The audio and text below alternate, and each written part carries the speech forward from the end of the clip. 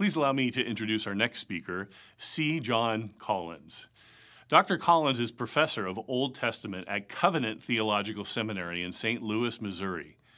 Dr. Collins served as Old Testament chair on the translation committee for the English Standard Version of the Bible and Old Testament editor for the ESV Study Bible. He has written extensively on biblical languages and interpretation and on science and the Christian faith, including Did Adam and Eve Really Exist? Who they were and why you should care. The God of Miracles, an exegetical examination of God's action in the world, Science and Faith, Friends or Foes, and Genesis, chapters 1 through 4, a linguistic, literary, and theological commentary. Join me as we listen in to Dr. Collins' presentation. So thank you. It is really a pleasure, a privilege, and honor to be here with you. A little bit about my background. I was a student at MIT back in the 1970s, received a bachelor's and master's there in computer sciences and systems engineering. And Dr. Amadi, who's in the back there, was my roommate when I was a graduate student. And then sometime later, I did my PhD work at the University of Liverpool in England in the School of Archaeology, Classics, and Egyptology, so Ancient Near Eastern Studies. And that's a picture of my doctoral advisor with a cuneiform tablet in his hand, who recently passed away, whose passing I lament intensely. Now, I have a very positive view of the sciences, and I think that it's more than simply satisfying curiosity, that it's also good guidance for how to conduct oneself. That is my hand that you see on the left side there, and that is a Mexican red-kneed spider, tarantula spider as a matter of fact, and that's at a museum in Oxford, England, and then you can see there's my wife also with the spider on her elbow. You can see the kind of personality that it takes to remain married to me for 45 years. And in the background there is a fellow Bible scholar, John Walton, and you see he's not getting anywhere near what he thinks is the danger zone, but you see, if you know a little bit of science, you know that that's not a danger zone. You know that a tarantula is not a threat for the most part to human life. I respect it, but I don't fear it. And I think that's a general disposition that I encourage, and something that knowing something about the world that God made will help you immensely. Now, you might think that that's a picture of my study and my desk. That's actually the study of Alan Guth, but mine could look just like this. And so I have a great admiration for people whose workspaces look just like that. And my friend Samwise is the one who helps me sort everything out and get to clarity. He's my research assistant, so George mentioned him earlier. Now, it was back in August of 1989 that John Maddox, who was then the editor of the journal Nature, wrote his column, Down with the Big Bang. He found the theory to be what he called philosophically unacceptable, because it leaves us with no answer to what caused the Big Bang itself. He allows that creationists and those of similar persuasion seeking support for their opinions have ample justification in the doctrine of the Big Bang. Now, he calls these people moderate creationists, and he contrasts them with what he says, what he calls their more impatient and noisy brethren, who seem more concerned to demonstrate that the whole world began just a few thousand years ago. Now, in the same editorial, Maddox asserts his loyalty to the philosophical position called positivism. He says reality is what you can measure, and what you cannot measure does not count. So I expect that he didn't sympathize even with the moderate creationists. Now, at any rate, he ends his piece with optimism that the soon-to-be-launched Hubble telescope in 1990 would undercut any credibility for such theories as this Big Bang stuff. It will be a surprise, he says, if the Big Bang theory somehow survives the Hubble telescope.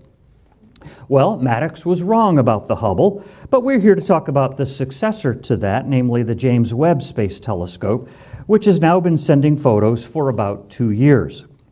Now, others can and have done to talk about the specific conclusions that we may draw from this new and marvelous device. It would be foolish of me to waste any of your time on my take on that.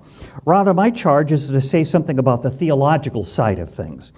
For 3 millennia, faithful people have been singing that the heavens declare the glory of God and the sky above proclaims his handiwork, from Psalm 19.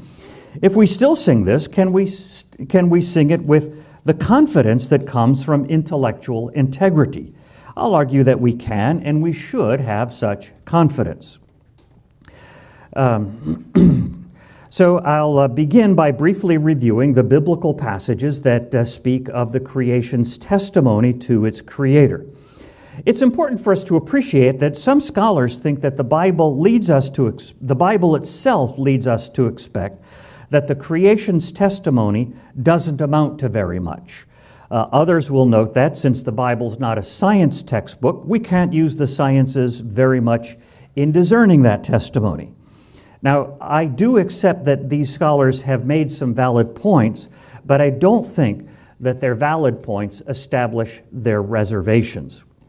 In the Hebrew Bible, we have these familiar passages from the Psalms, which we can supplement with a text from the prophet Isaiah. In Psalm 8, when I look at your heavens, the work of your fingers, the moon and the stars which you've set in place, what is man that you care for him, and the son of man that you... So what is man that you're mindful of him, and the son of man that you care for him? For you've made him a little lower than the heavenly beings and crowned him with glory and honor. Or Psalm 19, the heavens declare the glory of God, and the sky above proclaims his handiwork. Day to day pours out speech, and night to night reveals knowledge. There's no speech, nor are there words whose voice is not heard. Their voice goes out through all the earth, and their words to the end of the world. Psalm 147, I think all of these passages have been mentioned in the course of the day's proceedings. He determines the number of the stars. He gives to all of them their names. Great is our Lord and abundant in power. His understanding is beyond measure. The Lord lifts up the humble. He casts the wicked to the ground. And then from Isaiah chapter 40, to whom then will you liken God, or what likeness compare with him? From verse 18, verse 26, lift up your eyes on high and see who created these. He who brings out the host by number, calling them all by name, by the greatness of his might, and because he is strong in power, not one is missing. All of these take some kind of testimony from the world around us in order to strengthen the faithful in their trust toward God, especially as to the greatness of the God who made all this, which means that he can surely achieve his purposes and care for his people, and also that mankind, and particularly his people, have a marvelously privileged place in all of creation. Derek Kidner put it so wonderfully this way. From his side, God shows in Isaiah 40, verse 26 and following, that the right inference from his ordered heavens is not his remoteness, but his eye for detail. How lovely is that? But of course, these passages are addressed to people who already have some kind of belief in God. Perhaps the world doesn't say anything to unbelievers, somebody might suggest and has suggested. Now, Jews living in the Greek-speaking world before the time of Jesus actually addressed this. But for the sake of time, I'll skip to the Christian apostle Paul, who was a well-educated and Greek-speaking Jew. And in his letter to the Roman Christians in chapter 1, verses 19 and 20, he says these familiar words, "For what can be known about God is plain to them because God has shown it to them. For his invisible attributes, namely his eternal power and divine nature, have been clearly perceived from the creation of the world in the things that have been made, so they are without excuse." Now, as it turns out, Greek thinkers had also been coming to see that there must be a supreme God behind the world. And here Paul is explicitly affirming what these thinkers have seen, as well as taking it further. The eternal power and divine nature of the supreme God, which are invisible, are made visible by the very nature of the world as a creation. There's no excuse for not seeing that. Now, mind you, Paul was aware, as any of us are, that receiving the testimony is not automatic. People can suppress the truth, as he says. And C.S. Lewis commented about Uncle Andrew in The Magician's Nephew, when Andrew wasn't moved like all the other newly made creatures were at Aslan's work of creation. Lewis, the narrator, says, "For what you see and hear depends a good deal on where you are standing. It also depends on what sort of person you are." Now, for our topic, the space philosopher Frank White coined the term overview effect for the feeling of awe that astronauts often experience in spaceflight. And he notes that Edgar Mitchell, who walked on the moon on Apollo 14 in 1971, insisted, he says, that everyone who went to the moon actually had the same experience of the overview effect. But then it was processed and interpreted through individual worldviews, individual histories. That is to say, the reasons to believe are there, but sometimes the reasoners need to be helped to attend to those reasons, which is what you all try to do. But the key here is you're not manufacturing the testimony. So what is the place of the sciences in our helping people to see and to respond to the world's testimony? It's a legitimate question. After all, the perceptions described in the Psalms and Isaiah are mostly intuitive, speaking to the hearts of agricultural peasants. People who do have brains, to be sure, but who don't have the leisure time that it takes to develop what we think of as the sciences. Besides, according to Judge William Overton, who presided at the Arkansas creation law trial in 1982, the conclusions of true science must be, he says, tentative, not necessarily the final word. Well, these are fair cautions, I suppose, but they're not the end of the matter. After all, if intuitive perceptions have any truth to them, we would expect that applying intellectually rigorous critique would support and perhaps refine them. And that's just what the Greek and Jewish thinkers were doing in their own way. A process of refinement visible in the letter to the Romans to those who are willing to see it. Indeed, that's what the sciences are supposed to be at their best. Besides, not all scientific conclusions are at the same level of tentativity. Some have been well tested and seem worthy of what can be called a proper confidence. I don't have time to describe how the tools supplied by systems engineering have helped me.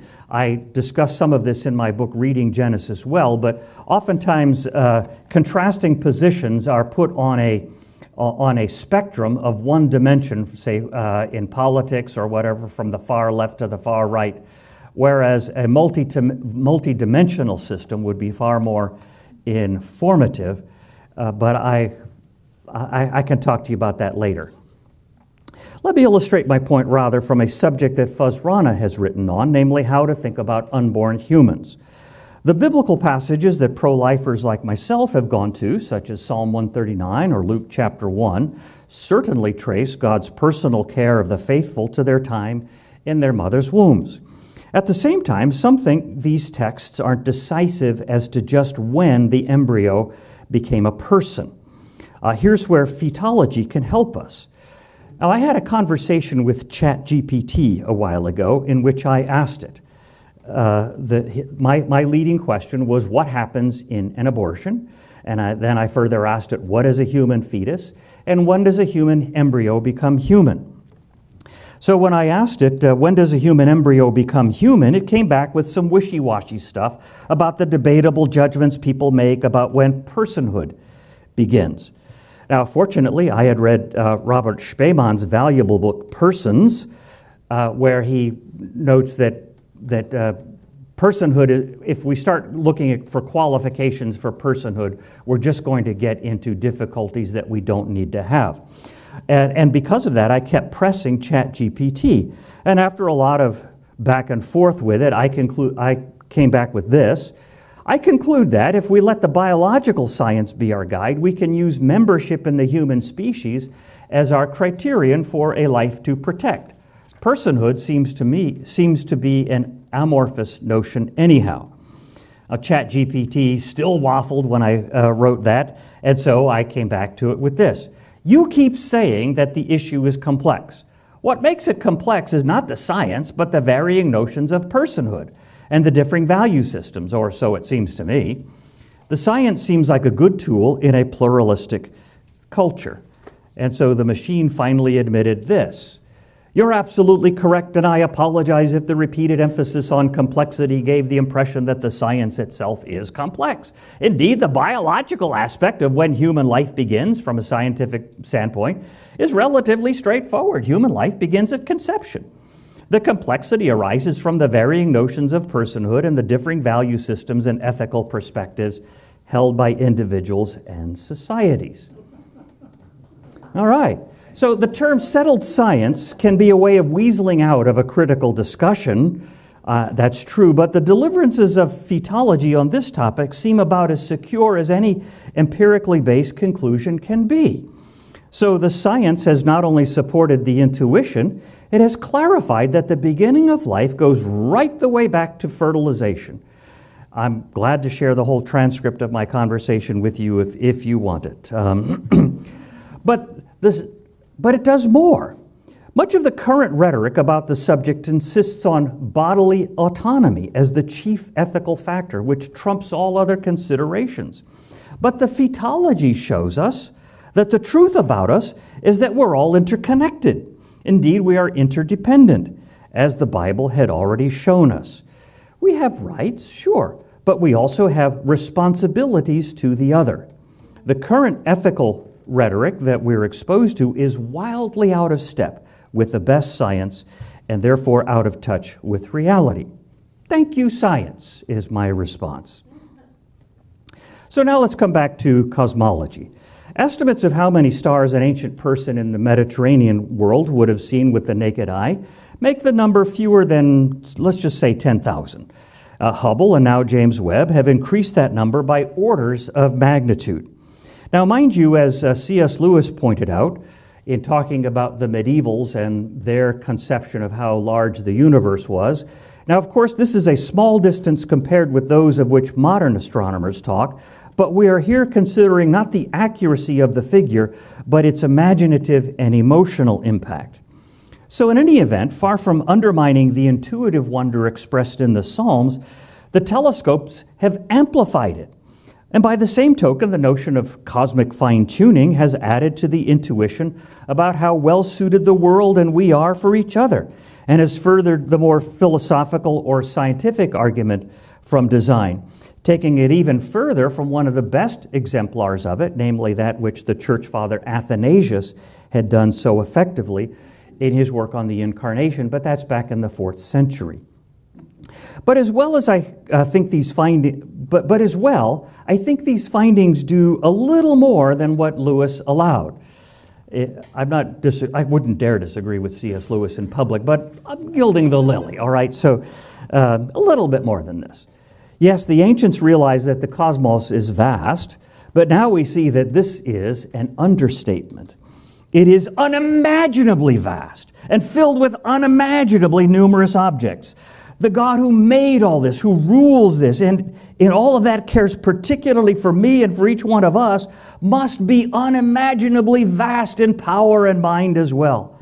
Now, our theology had taught us that, it's true, but just in case we hadn't stretched our imaginations far enough, we can now see how much farther we have to stretch them.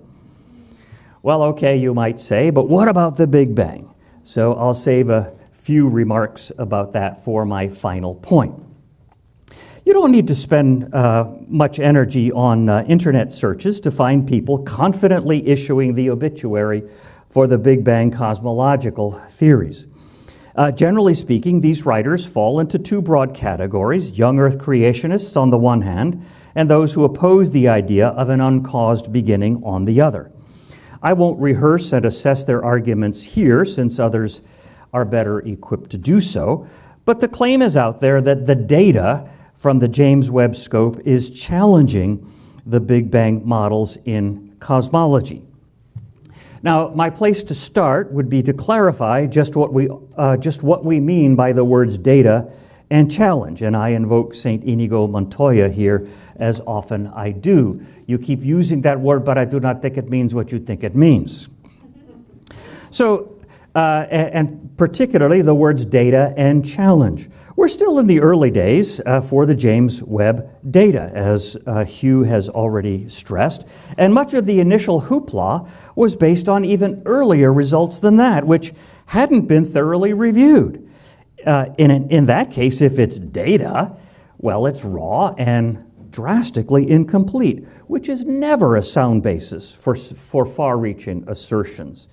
Fortunately, it seems that the more reasonable conclusion is that the Big Bang theory being actually a family of models, the data are helping to refine these models and perhaps to commend some models over others. As an author in Science News in March of this year put it, his headline was, "Did the James Webb Telescope break the universe? Maybe not." And he says, astronomers are still figuring out how to interpret what JWST is telling them. If I may borrow from Mark Twain, the report of the death of the Big Bang was an exaggeration. And so that reminds us that the word challenge doesn't mean the same thing as refutation. Challenge is really more of an opportunity or a call to reflect further, which is what Hugh was talking about just a few minutes ago. So we can keep our bearings and help others to do so. In fact, the haste in dismissing the Big Bang is often the product of what is called motivated reasoning. The reasoner wants to protect a cherished view. Now, John Maddox was explicit about this. He did not want a beginning for the universe whose cause was outside the web of material cause and effect. Sir Arthur Eddington declared, back in 1931, commenting on the new theories posited by Georges Lemaitre, which became what we know of as the Big Bang cosmology, he said, "Philosophically, the notion of a beginning of the present order of nature is repugnant to me." But in that same context, he was honest enough to admit that the current science really does present us with one, while wondering, or perhaps hoping, that future science will, as he said, find an escape. And our young earth creationist friends are keen to protect their reading of Genesis, which is connected to a number of other items, such as how they handle the problem of evil. Now, mind you, we should be forthright about our own motivations in reasoning. Because as a Christian, I affirm creation from nothing. I like the Big Bang models and the kinds of conclusions people tend to draw from them. But as a Christian, I'm also committed to intellectual rigor and ruthless honesty. The Christian philosopher Doug Groothuis has a very nice post about that on the Worldview Bulletin site, and there he argues, in talking about intellectual integrity, he argues that Christians ought to be committed to what he calls intellectual integrity. And he says one has intellectual integrity if one's beliefs are well-formed, coherent, well-founded, providing knowledge, and form a unified whole that accounts for and explains reality. Those with intellectual integrity shun holding contradictory beliefs. They do not fear acquiring new knowledge that might discredit previous beliefs, and they are intellectually studious about what matters. People have raised questions both in the previous panel and also at lunchtime. How do we get people in our churches to be willing to talk about these things? Well, I suppose what we really need to be doing is talking up this virtue of intellectual integrity and challenging people. This is what it means to be a faithful Christian. This is what it means to trust the God who made the world and made us to live in the world. So the question, therefore, is not whether we have prior beliefs and preferences, but whether we're willing to expose them to review and even to revision. Christians should commit themselves to this kind of integrity. Jews and Christians formulated the doctrine of creation from nothing based on their reading of Genesis, especially of Genesis 1 and verse 1, and they did so at a time when the leading scientific and philosophical minds held that the universe had no beginning. Since these Christians held science in high regard, they found ways to manage the discrepancy. But no one doubts that the theories from the 20th century take a great load off of us in such management. These theories have held up well under severe critique. We've heard about some of the critiques and people highly motivated to undo these theories, and they've not succeeded, which is good because that's an indicator that these theories are durable. We welcome the critique, and we also welcome what seems to be the well-grounded confidence that, at least as far as the evidence is concerned, the theories aren't anywhere near leaving us. In fact, they're looking stronger every time. And of course, the Big Bang fits in with the various depictions of cosmic fine-tuning. Not only does the universe look like it had a beginning, but it also looks like it is set up for us. Just what Roger was talking about a few minutes ago, about we're sort of off in a quiet corner of the universe, which means that we can survive. And that certainly presses upon us the feeling that maybe we were meant to be here. Now, the universe doesn't answer all of our questions, such as who made it and why, and as well as what's gone wrong and what's anyone going to do about it. But its testimony surely insists that we pay close attention to any source that both affirms its testimony and offers answers to these poignant questions, which is just what the biblical writers do for us. So how should I conclude? One thing I haven't touched on, I don't know if it's an elephant in the room for you, but it should be. One thing I haven't touched on is the question of the allocation of money and talent needed to make this device, set it up and operate it, the triad of time, talent, and treasure, and so forth. It's a legitimate question, but it's not my topic. So I'm just going to take it for granted, as we all are, that the decision's already been made, and our concerns are what do we make of the findings? Those findings that we've got so far and those that we'll be getting in future. The simple answer is that we welcome them. They give us an opportunity to exercise intellectual discipline and integrity. They call on us to help our fellow humans to think seriously about their own lives and whether there's a God who calls them to know Him and to whom they must give an account. And they amplify the sense of wonder that all the faithful yearn to feel as they contemplate the magnificent universe that God has made. That is to say, these findings serve scientific curiosity, they serve our intellectual integrity, they serve our apologetic purposes, but they also deepen our piety. That the God who made all of this is the God who sent the Lord Jesus and raised Him from the dead and promises to care for each one of us so that we can glorify and enjoy Him now and forever.